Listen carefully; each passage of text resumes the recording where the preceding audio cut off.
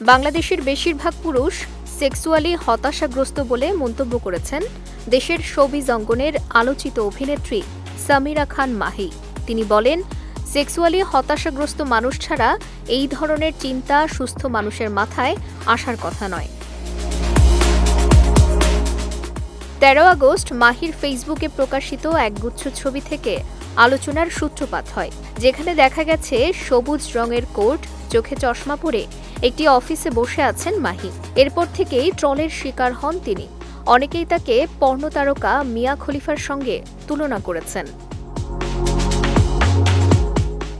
এ বিষয়ে ১৫ আগস্ট দেশের একটি সংবাদ মাধ্যমকে দেয়া এক সাক্ষাৎকারে মাহি বলেন, যারা এই ধরনের সমালোচনা করে এদের নিয়ে কিছু বলার নেই। আসলে আমার কাছে মনে হয়েছে আমাদের দেশের বেশিরভাগ পুরুষ সেক্সুয়ালি হতাশাগ্রস্ত বলেই রিডিং গ্লাস পরা এরকম ছবি দেখে তাদের কাছে মনে হয়েছে এটা ওই রকম। এছাড়া আমি আর কোনো কারণ খুঁজে পাই না।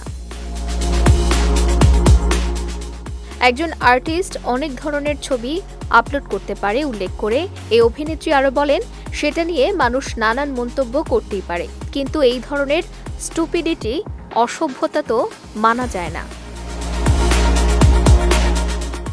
মাহির ফেসবুকে পোস্ট করা ছবিগুলো মূলত অভিনেত্রীর আসন্ন নাটকের শুটিং সেটে তোলা। নাটকের প্রচারণার অংশ হিসেবে তিনি এই ছবিগুলো সামাজিক যোগাযোগ মাধ্যমে প্রকাশ করেছিলেন বলে জানা যায়। এর আগেও অভিনেত্রী মাহির শরীরের রং নিয়ে ট্রল করেছেন অনেকেই।